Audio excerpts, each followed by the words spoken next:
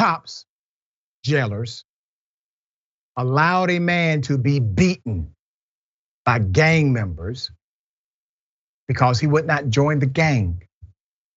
Put up the picture full mask. You see the man in the middle sitting down? He can't walk. A Maryland man was brutally beaten by gang members inside of a Maryland jail. He's expected now to get $7 million from the state. His name is Daquan Wallace, only 28 years of age, but he is now paralyzed, cannot walk, he cannot talk. His life is completely changed. His lawsuit blames the state for what happened to him, and so do I. I just want my life back, Wallace said in a text message shared by his attorneys. Wallace has fought for nearly a decade to be compensated for what happened back in 2014 at the Baltimore City Jail. I'm gonna give you the background to this hellacious story. Wallace was sent to Baltimore City Detention Center for stemming from a burglary charge September 2014. That charge was completely dismissed. According to Wallace's lawsuit against the state of Maryland, he was pressured to join BGF, which is the Black Guerrilla Family, just weeks after being incarcerated.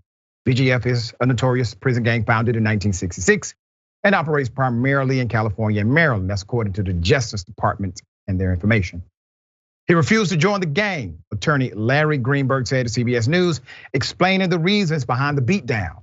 On December 2nd, 2014, the then 20-year-old Wallace, who was described in the legal claim against the state as being 5 feet 10 and 130 pounds when he was booked into the jail, appeared injured with a black eye during a bail review hearing. His mother contacted jail officials expressing concern for her son's safety.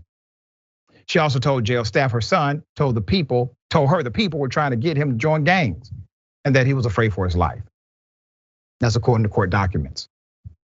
She then requested Wallace be moved to a different housing unit within the jail. The jail would not comply with the mother's request to ensure her son's safety. The lawsuit claimed corrections officers actually cooperated with gang members at the jail.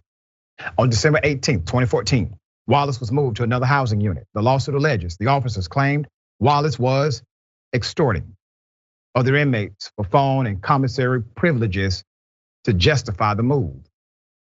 Under oath, the officers later admitted the extortion claims were false.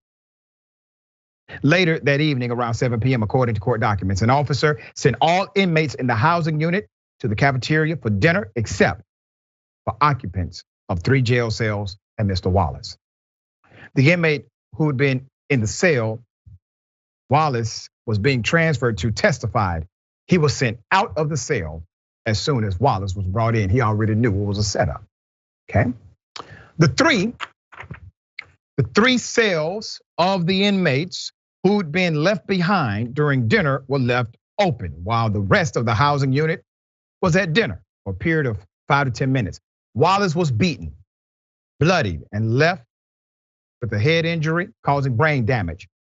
The cell door was opened up.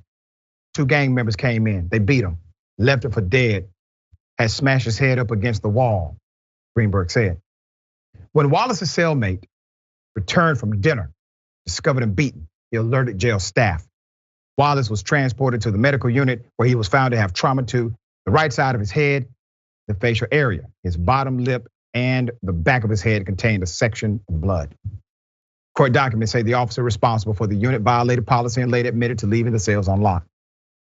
On March 1st, Maryland's comptroller, Brooke Learman, apologized to Mr. Wallace after announcing the settlement. The quote, "I'm so sorry this happened, and I'm glad we can provide some resources to you and your family moving forward. Something like this should never happen." So now what needs to happen? Everybody who did this should be held accountable. We're going to continue to follow this story as it develops. David, thoughts? Money is not justice, right? I mean, money may help a little bit, but to your point, I mean, there needs to be accountability. There needs to be transparency. Who were the people who were involved? Who were the officers involved, the guards? What has happened to them? They haven't had their life taken away. They haven't been paralyzed. They haven't been knocked to a point where they can't speak. What is the state of Maryland doing to them? That's right. Fine that they've settled with some money, but there needs to be more. There you go. All right, we're gonna stay on top of it.